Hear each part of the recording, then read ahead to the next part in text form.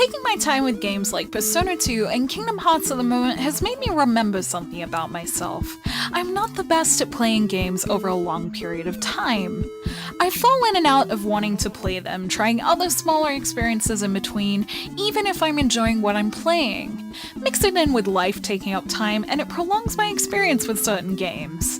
Attempting to get my reviews out faster this year has seen me play and finish some great JRPGs more quickly, proving the fact that if I immerse myself in a game, I'm more likely to enjoy it, or more quickly find out which games I'd grow tired of. No matter how long I take to play games nowadays, there are a few games I can look back on and say I temporarily ruined them for myself by playing them at a slow pace, and this is a list of just a few of them.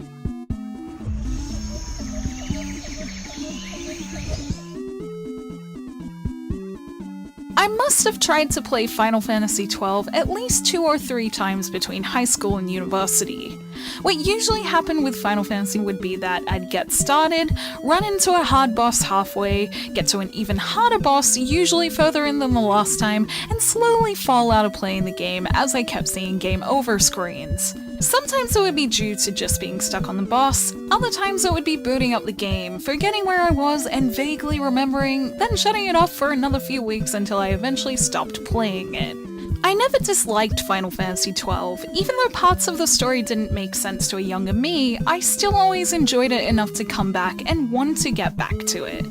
Now that it's been remastered, I hope that this edition will be the one that sees me finally finish Final Fantasy XII and finish what I remembered to be an interesting story with good characters. One of the reasons I'm super happy about the upcoming .hack GU games coming to PS4 is that I played .hack Infection a few years ago and loved it. I really enjoyed it and was ready to get really into it, except I didn't have my own copy of it, having played it at my boyfriend's family's house. Since I could only play it while I was there and it was coming up to the PS4's release at the time, I figured there wasn't a big chance of me getting the time to finish it between trying new games. Every time I visited, I tried to start again, but I could never get very far with it not being my game, and thus eventually lost my drive to play it. I'm excited to play the .hack GU series for myself as much as I want when it comes out, and I hope to at least finish one of the 4 volumes in the remaster to get a true sense of what the .hack games have to offer. One of my first more in-depth and not-so-positive reviews on the blog was of Conception 2, a dungeon crawler cross-dating sim that promised a JRPG with a baby-making twist. You heard that correctly.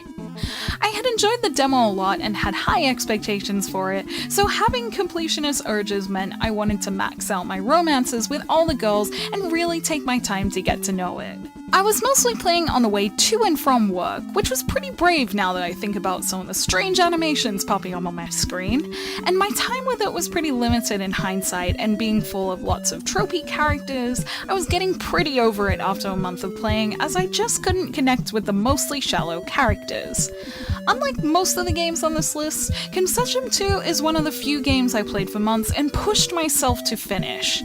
I wrote a review I still stand by, but I suspect maybe if I played Conception 2 more quickly and with just one girl, my feelings towards it might be a little less negative. I played Final Fantasy X-2 when I was younger and 100% completed it multiple times. When I was playing it in its HD remaster years later, however, I couldn't find the same kind of joy I felt with it initially for some reason. That time round, I found it to be full of cliches I didn't notice in my earlier playthrough, and felt a vast difference in my opinion of it compared to how much I love 10. I know I played it over a long period of time, so I'm hopeful I ruined this one by doing that, as I can see its upbeat story suiting a faster, more engaged playthrough. I hope to test this theory one day and hope to try see what I originally saw when I binge played it for the first time, as having my feelings for it be so different to my initial ones feels a little strange to me. Kingdom Hearts Chain of Memories was the first game I totally didn't play through a Game Boy Advance emulator when my boyfriend totally didn't install it on my computer so I could play some older JRPGs I had missed. Chain of Memories was an interesting and new way to play Kingdom Hearts with its Keyblade card system, and for the most part I liked it, other than my issue with remembering the emulator controls. I I can't remember exactly what would happen, but I'm pretty sure I got very frustrated when, on accident, I pressed the button on my keyboard to load my game rather than saving it, thus losing hours of progress from my full-day session at the time, which seems to have really tainted my desire to go back to it. I kept trying to go back to Chain of Memories every chance I could at the time, but since it was at such divided intervals, my memory of which button was save and load on my keyboard didn't really improve, and I think I got too scared to play it, even though this isn't Chain of Memories' fault in any way. I do plan to play this on PS4 in the HD remaster though, and I'm glad I won't have to deal with my own silliness of not remembering save buttons. Thank you for watching this video. Let me know in the comments below which games you've ruined for yourself by taking too long to play them, and if you prefer playing at a fast pace or a slower pace.